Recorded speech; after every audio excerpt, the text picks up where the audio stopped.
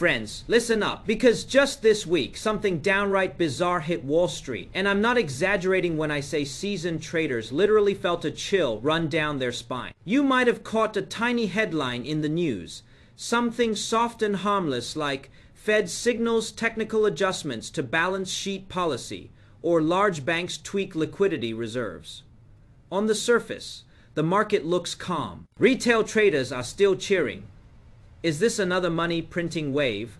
Are stocks about to moon again? Analysts are on television spraying nonsense they don't even believe. But today, I need you to shut out all that noise completely. Because if you think this is just some routine policy tweak, some end of year liquidity adjustment, then you're not just wrong, you're pushing your wealth right to the edge of a cliff. This is about your money, your mortgage rate next month, your stocks. Whether they become toilet paper or double in value, your retirement savings, whether they survive or get eaten alive by inflation overnight. And I refuse to let my viewers become the sacrifice at the turning point of a financial cycle. So hear this clearly. What's happening inside the banking system right now is simple. Banks are so desperate, they're dumping the safest, most cash equivalent assets they hold. What does that tell you? It means that beneath this shiny surface of prosperity, the foundation is rotten. If you don't understand the mechanism behind this, you're running naked into a hurricane, long or short.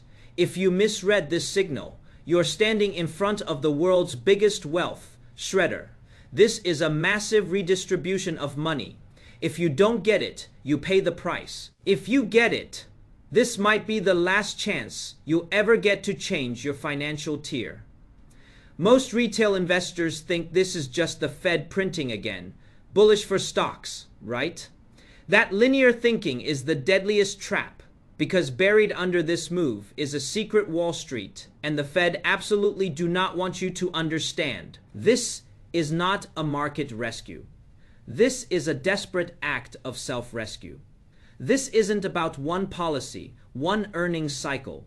This is about global wealth transfer, the restructuring of the US dollar system, and the dismantling of the old financial order. For the first time in 4 decades, we are watching something unprecedented. Under the crushing weight of high interest rates, the financial system is quietly shifting toxic losses onto ordinary depositors. So where is the money going? Why does the Fed look like it's injecting liquidity, but your account keeps shrinking? Who positioned themselves months ago to get rich off this chaos?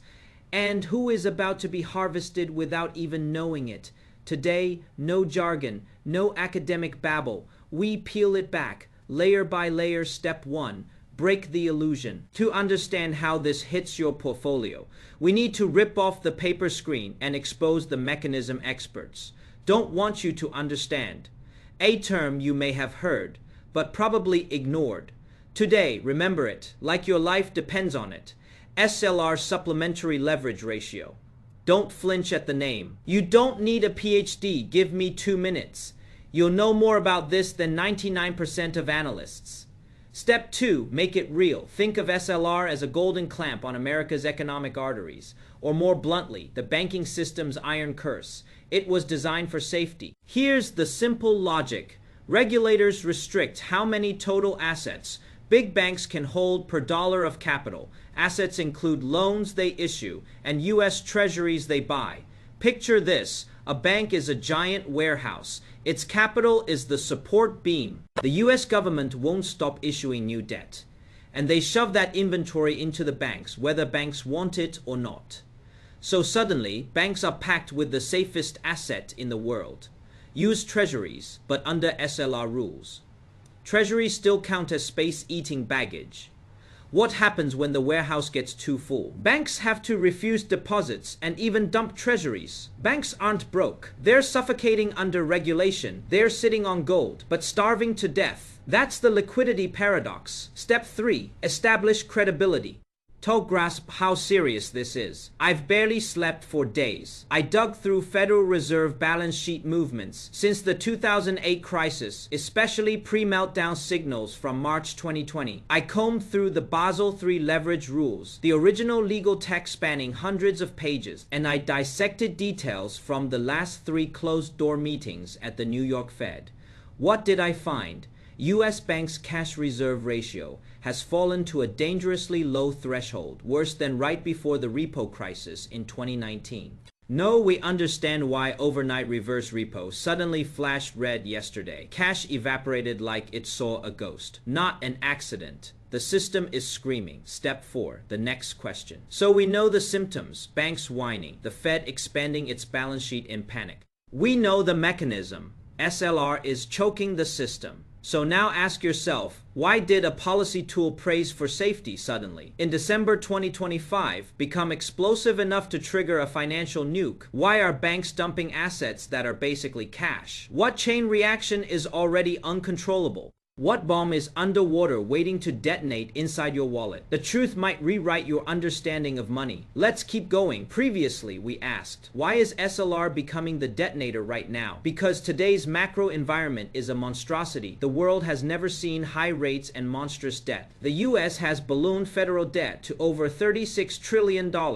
Like a gambler maxing out every credit card, treasuries flood the market. Someone must buy them. The Fed can't openly buy because of inflation, so banks are forced to absorb it, but the Fed funds rate is above 5%. Those old bonds at 1.2% yields, they're underwater. No regulators want banks to swallow even more treasuries and raise capital as they do it. That's like forcing someone who's already puking to continue eating moldy bread and banning vomiting. So yes, banks are dumping even treasuries because to them it's no longer an asset. It's a burning grenade. They need real liquidity before earnings season. That's why reverse repo dried up, why overnight lending spiked. This isn't a glitch. This is a rebellion. The banking system is voting with its feet. We quit. And when banks strike, the Fed panics. Because without emergency intervention, we get another Lehman-style liquidity seizure within days. Act 1. Expose the truth. If you think the Fed is expanding its balance sheet because they love prosperity and want your stocks to pump, wake up. This is not stimulus. This is surgical intervention to keep the dollar alive long enough to swap old debt for new blood. The Fed is playing a dark, clever game. Keep rates high so inflation doesn't explode socially, but secretly pump liquidity through the back door. Relax SLR keep banks from cardiac arrest. So your money is now split. Nominal interest looks high, but real purchasing power is bleeding out. The Fed is patching balance sheets, not stimulating growth. It's like a doctor draining blood from one arm while transfusing the other. The entire purpose is to stop the US bond market from collapsing. Your long-term wealth, not their concern. So what happens to your money? We enter stagflation prosperity. Asset prices rise nominally because money is devalued, but your real wealth shrinks. Act 2. Map the winners and losers. So who eats steak and who gets slaughtered? First, the bait. Tech giants. Nasdaq kill anything tied to the AI hype machine. Look like winners. Fed expands balance sheet. Fay more liquidity, fay equities. Rally fay buy tech. That's what headlines are screaming, right? But if you buy that narrative, you're holding the bag. Because this new liquidity isn't going to real investment or consumer demand. It's trapped in bank balance sheet patchwork. And as long as rates stay high, growth equities face a deadly problem. Their cost of capital is still brutal. Imagine valuations as balloons. Cheap money inflated them. Sure, the Fed just blew in some air, but the atmospheric pressure outside is still crushing. Any earnings slowdown, any disappointment, and valuations shatter. You're not buying growth, you're buying a time bomb. So who's the real winner? Not the celebrities on CNBC. Look to old economy monsters with obscene cash flow. Look to macro hedge funds, scalping basis trades. Why? Because in a world of high rates plus stealth, QE, only one thing matters: instant monetization and inflation resistance. Energy, commodities. Essential consumption. Oil still burns. Copper still builds. Food still feeds. When dollar credibility wobbles, capital flows to physical scarcity. Meanwhile, arbitrage desks are sucking blood. They exploit microscopic spreads between treasury cash and futures, leveraging 100 times plus. The messier the Fed intervention, the fatter their profits. Who loses? Not the obvious casualties, like regional banks already bankrupt. The real victims are the middle-class savers, the homeowners carrying debt, the cash holders who think they're being conservative. Because the game has shifted from grow the pie to cut the pie differently. Follow the money. The Fed prints funds flow to primary dealers. They use it to hedge, speculate, arbitrage, and the bill lands on depositors. And bondholders, your cash isn't growing because the money supply is growing faster. Your safe treasuries collapse because supply overwhelms demand. Those who buy safe yield products now, those who chase high valuation stocks at this stage, are literally plugging Wall Street's balance sheet holes with their life savings.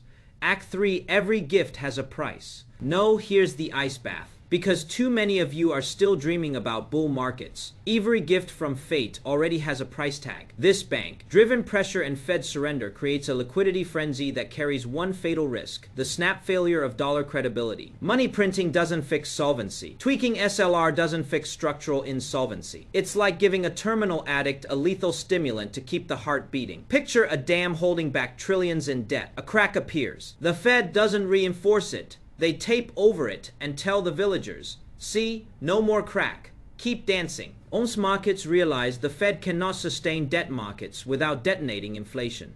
Once global creditors see us banks dumping treasuries, then confidence, the only pillar holding modern finance, evaporates. Then we don't get 2008 deflation. We don't get 2000 tech unwinding. We get 1970s stagflation fused with 2020 meltdown. Stocks down, bonds down, prices surging, cash turning worthless. Final synthesis, tattoo. These 3 conclusions to your brain one. Understand reality. Banks selling top quality assets is not stupidity.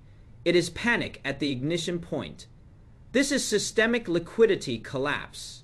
2. Recognize the era SLR adjustments and emergency Fed expansion are the last overdraft of national credit. This isn't a boom. This is the pre-funeral vigil for the old order. 3. Choose your side. In this wealth migration, currency holders and trend chasers die first. Those who grab hard assets, real resources, core equity, scarce commodities, have a shot at jumping class. Act 4.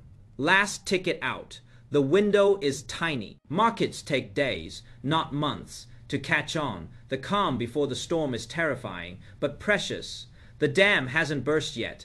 That's your escape time. You're asking, what do I buy? Gold sell stocks. Move into other currencies. Hold that thought. Because based on this entire breakdown, I've already compiled a private briefing titled The Great Wealth Migration of 2026. How to extract 1000x upside from collapse. This isn't street level fluff. It's driven by Wall Street's internal data and 3 historical crisis studies. In it, I've laid out 3 core sectors that survive inflation tsunamis. The landmine list, assets that look shiny but are hollow, and most important, a 5-item stealth watch list tagged with specific triggers, and that's where we start turning panic into profit.